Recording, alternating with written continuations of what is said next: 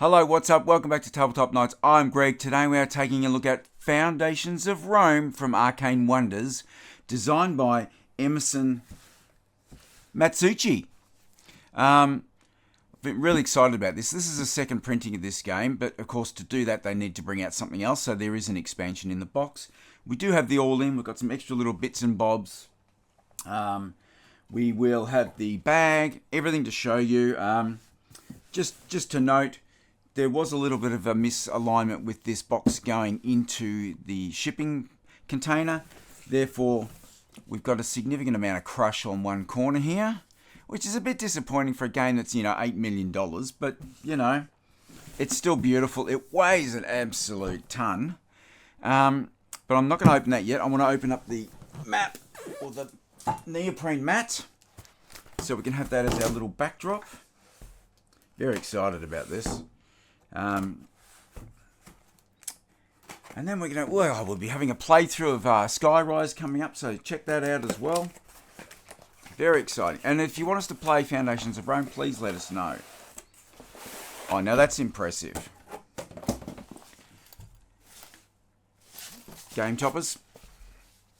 Fancy having an actual bag for your neoprene mat. That doesn't happen very often for ones that are made for board games like this. So, obviously they picked a bag that, I'm assuming it's a standard bag. But, it fits nice. Very nice. Wow. Look at that. That's beautiful. Very nice, crisp printing. This is the score point stuff over here. Look at that. We've got two sides. I don't know if they're for different player count. Oh no, one's just a different orientation, I think. So you can have it long ways, or you can have it that ways, which is probably how we're going to have it for our filming anyway. All right. Let's now. Should we open up? Let's open up the little bits first. Save the big box. So we've got some little score markers here. They made these ones so they actually sort of press into each other like Lego bricks. Don't want to infringe copyright. I got 2 packets of these for some reason. No idea why. But I think that's obviously because you can be on the same spot on the score track. On here, you don't want them to just fall off all the time. So that's handy. I assume the boards maybe have this as a double layer. Don't know. Because that might even make me want to play with the board instead. But we'll wait and see. Alright, so I got 2 packets of those. Upgraded score markers. I don't know why. I don't know what I'm going to do with the other ones. Might give them to Victor as a birthday present. Because he's such a nice guy. What's in here? Ooh, it's a nice little metal statue, which I think it might be the first player marker. Let's have a look there. That's nice. That's pretty. You can hear Victor moaning in the background there. He's enjoying that. Quite nice. That is beautiful. Look at that. Woo! Woo woo! Okay. I like it. I like it. The Garden of Ceres expansion. So introduces a brand new game mode for solo play, featuring a smart opponent. A smart opponent, not an Automa, as owned by Stonemaier Games. So this was done by old David Turksey, who does heaps of these solo modes for many games. You would have seen them around, particularly some of the hardcore games. And from what I've seen, this is a fairly light game. It's probably going to remind me of a bit like Skyrise, but there we go. Let's get the side on. This is fairly sort of standard thickness for these tokens. But again, it's for a solo experience, so I suppose it doesn't matter that much. But they are nice. They're okay. Nice little baggie there. So obviously we'll be pulling some stuff for the turns of the opponent. What have we got? Tiny little rulebook here, but it's pretty small writing, so it almost looks like a big rulebook, just shrunk. Honey, I Shrunk the Rulebook. So there's roughly 10 pages there. Wow. All right. I'm not going to go into that too deeply because we really want to get to the main attraction here. Tile types. This is a little player aid card there. These all have the same back. We've got bride 1, 2, 3, 4, claim deed. Obviously the deeds are these little bits and bobs over here. Okay, look, that's fairly standard card. There's no linen finish or anything in there, so if there's going to be a lot of use, I would definitely recommend sleeving those. Hopefully all of this will fit into the standard box, because I don't really want another box to be carrying this around in. Except that, let's have a quick look at the bag. So it's a massive bag, and it is quite pretty. And it does have a good sized pocket on the front, so your expansion will fit in there. Has another little pocket at the back. Has a little, pretty flimsy little bit of card in here, but I'm going to replace that with one of my business cards or something, so everyone knows it's mine and they can't touch it without my permission. It's a padded bag, and it has sort of grippy corners at the bottom there. And the easiest way to get your game into this, don't try and lift it in with 3 of your friends, is either turn your box upside down, but basically you do it this way. I would do it that way every time. Slip it in, flip it over. Much easier to get it in and out than trying to lower it in from the top. There you go, that's your helpful hint for today. Alright, let's open the box. It does smell a bit. So this is the Sundrop version. So it has got, not Sundrop like in Nemesis, where it's this beautiful powdery light at the top, dark at the bottom. It's kind of a wash, I think. This is recommended, but it's part of the Dice Tower Essentials line. Never heard of Dice Tower? Victor, have you ever heard of the Dice Tower? No. No, it doesn't sound like a channel I'd watch. Assuming it's a channel. Right, that's a massive box. Absolutely massive. And look at that. What a great storage system. That's so much better than... Because literally you can go, well, who wants to play what colour? Everyone's got their own colour. This is the, I think, Roads of Fortune expansion. But we'll just take this top one out, which I think is the Monuments. Am I ever going to get that back in? Okay, remember. Victor, film this. Take a photo. Because we may never see it again. Wow. These do have like a... I mean, it's that fairly standard thin under tray. But this is still quite solid. And look, I have to say, these are... What I thought was going to be a dodgy wash is actually not too bad. Let's get a close-up. Look at that. That is quite stunning. And because it's sort of Rome, you don't want to go and paint everything. Like, I don't think you need to. I think leaving them as buildings is pretty key. Just leave them as they are. Look at that. What do you think, Victor? Oh, they're fantastic. They are pretty, pretty, pretty. And look at them on the board. Let's have a look at one on the board. Wow. I might just play toys. It's like play like Sim City or something. Don't even bother. I was thinking D&D. Oh, yeah, they are gorgeous. Look at that. Hang on. Look at the detail. Let's go super, super, super close. Look at that. You got a ship there. It's a trireme or something coming into port. That is just mind-blowingly lovely. Let's put that lid back on there. Let's put these back on here. Hey! Let's pop that over there. I'm assuming these player trays, and again, I've never played the game, so I am kind of excited about it. If you look at these now, the buildings are the same. We are going to be putting coloured stickers on here to show ownership. I assume they're in there somewhere. So basically these will all be the same except for the actual individual markers, which are all slightly different. Let's just open one up so we can have a look. Look at that. Oh, whoa. Okay, so that's actually got... So you wouldn't take all this out. You would literally leave it and just plonk it in front of every person. So we're going to have to be creative in how we sit this. Underneath, you can see the points values of what they are.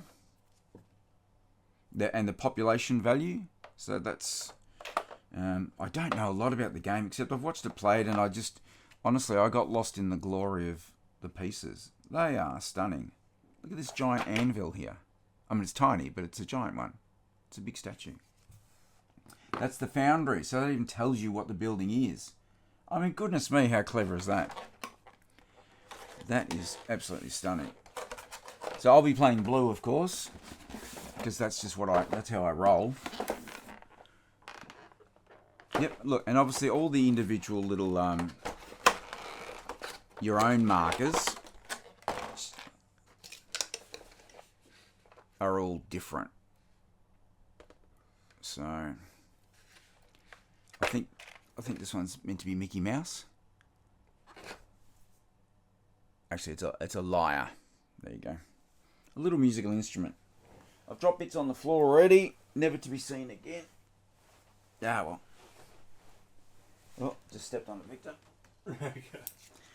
Not very good. All right, I'll pop that back in. It does fit back together nicely. I suppose it's one of those games, you know, as you're packing it up, you're going, oh, it's this nice little puzzle feel as you actually put them away again, which we kind of like. All right, let's move. Is that right? What's happened? Ugh. Tell you what, even if you don't get them in the right way, they're never going back. Let's just pop that there. Bit of foreground. Okay, okay. Take that one out as well. Ugh! This bit weighs the most. Of course, there's a fair bit of cardboard in there, I think. There's our rule book. There's some stuff. Okay, they're the different values of the various buildings. It's double-sided, but it's the same on both sides, I believe. Here's your victory point tracker. So that is something that I would possibly... I don't know why they didn't make that the same size. Because if you want to use this with the nice little double layer there, why not make it so it actually covers that? What do you reckon, Victor? I think it was maybe hard to get the aspects right. Yeah, I suppose they could have, but then they could have had just a little bit of extra cardboard here and then split it. Like, it didn't have to be. Anyway, it's not a big deal. It's a big deal.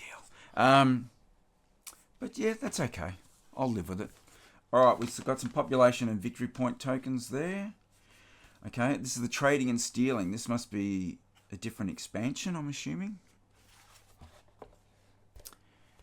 Again, you can set these all up in as separate boards if you don't use the neoprene mat, which can be handy if you're struggling for space. If you don't have a big game table like we've got, you can kind of put things as they need to be. So that's okay. I'm not going to pop those again. That's not that really thick, super duper stuff. That's kind of your average middleweight bits and pieces. Doesn't the board look tiny against the neoprene mat? Like, seriously, throw that in the bin. That is rubbish. No, it's nice, but even that, it's not as vibrant as the actual neoprene mat. So normally it's at least as good. Like, the neoprene mat usually struggles to be as good as the board, but this is actually much nicer.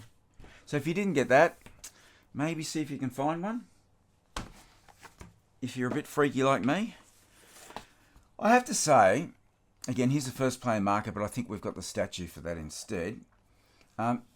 These coins and everything, I'm going, didn't I pay for the expensive one? So hopefully, here we go. Here we go. Because I'm not going to use these cardboard coins. I don't care what you say. That's much nicer. And here's some, these are obviously singles, and these are, so they're 1s and 3s. That's good, because to be honest, these are quite disappointing. Again, and even as a base game, this wouldn't be cheap, I wouldn't have thought, because you're always paying for the 3D buildings. It's kind of one of those games that if this was just cardboard and you were literally just laying it on more cardboard, you'd go, how good a game is it? Still a good strategy game, but obviously the 3D buildings just bring it to life. Yeah, I'd be disappointed if it was just the cardboard ones. Here's the little snap-ons for the tops of the buildings, so you get to build it yourself here in Legoland. So that's okay. There are the stickers. Where do I see some stickers, Victor? Here's some stickers. So these stickers are for the bottom of the one of the boxes, I think. These don't actually go in the buildings. These go into like... where did I see it? I think this goes into the bottom of the monuments box, so you know where to put them back. So you get to do that yourself. That's a bit of fun. I do like these. They are quite good. They're good, bright, vibrant colours. The printing is very good. Excellent. So they're the standard score markers. So obviously they came up with the ones that stick together. So when you put one on top, it doesn't sort of slide off. So we can gift them to someone. And what else have we got in here? I think these are the sort of the road boards or something. I don't know. Oh. I suppose I could look in the rulebook. Let's have a quick look in the rulebook. Can we see that all right? That's all right. That's pretty. We need one of those fancy cameras like Paul Grogan's got that zooms in. You can just control it. How much are they, Victor? Yeah, I don't know. Please like and subscribe. Support the channel so we can afford a zooming camera. Wow, there's a lot of setup. Okay, population tracker. I might have to cut holes in my neoprene mat here, Victor, so I can get that. Yeah. And then stick their board underneath. So there's all the monuments. There's like 30 odd, just over 30 pages of rules. This shows you how to pack them away, so that's what the stickers will do. That will help with that bit. Yeah, so as I said at the start, there is some issue with monument stickers or something that the designer said had occurred due to some revision problem with the producer, the actual publisher, or the manufacturer. So that's a bit disappointing. They're going to send out files with replacements so you can actually print your own stickers. But again, I know it's expensive, but you know, we paid for a complete game. It just grinds a bit when that happens, but you know, I suppose that's better than leaving something out and not producing it at all. So this is the Roads of Fortune expansion.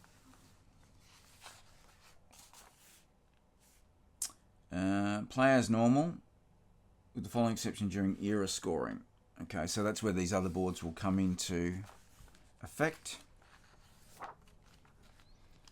We'll definitely probably play at least the base game on camera. And then if it gets a lot of love, then we'll try it with the expansion-y bits. Otherwise, I'll just chuck it in the dumpster at the back.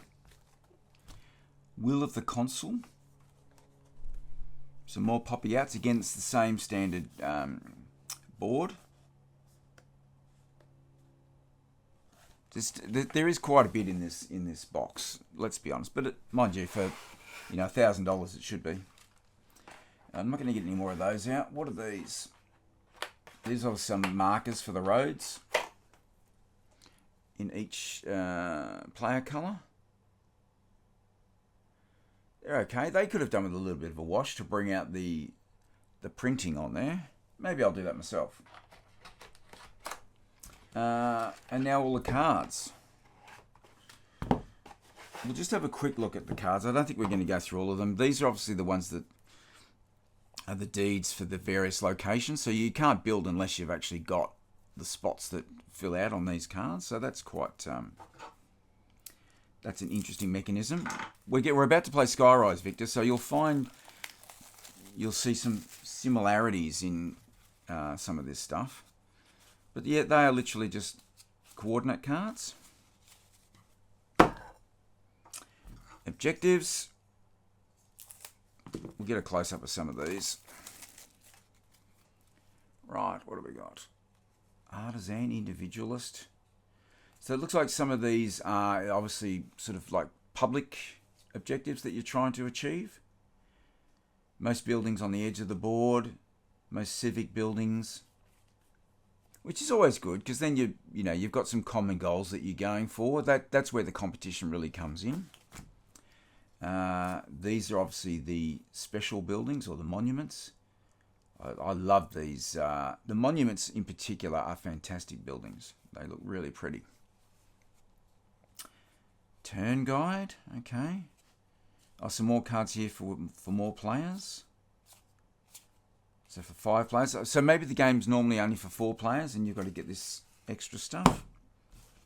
Very nice. Put those in separate slots. Okay, what's this? I like this knife, Victor. Where'd you get that one? That's old. Very old. Yeah, old knives are okay. 20 years old. You should get one of those machetes I see the people running around on the streets with lately. There are so many. Yes. Okay. Planning, remind. I don't know what these are. More turn guides. Eager, efficient, frugal. So these are obviously attributes for your individual. So they're like asymmetric abilities, I'd say. So you probably get a couple of those and pick one, maybe. That's just pure guesswork. I'm sorry. Okay, more things. Oh, what's this? More of these objective cards. Why do we have so many objective cards? I don't know. I mean, deeds. All right. The inserts are pretty good. Looks like there's room for everything. I should even fit in those little expansion-y bits. I'm hoping there's a nice spot for each of them, including like that starting token, or the start player statue, which was very pretty. Do you get to place that on the board at some stage? I hope so. That'd be good. More of these. Goodness me. So this version obviously has heaps of different things, extra buildings, more turn guides. Wow. How many players can you must be able to go up to like 100 players. You get 1 building each. Now, very nice. Again, this is not a linen finish. Obviously, there's not stacks of shuffling, but if there's card handling, you're probably going to want to sleeve them. I think they take sort of the standard 66 by 92 or something like that. You know, your Magic the Gathering size or thereabouts, standard European. They'll go back in there. I don't have room. Oh, I do have room for those. What else have we missed? Anything? We'll have a quick look at these coins. Ooh. They are pretty. They're quite detailed. You can see they've got sort of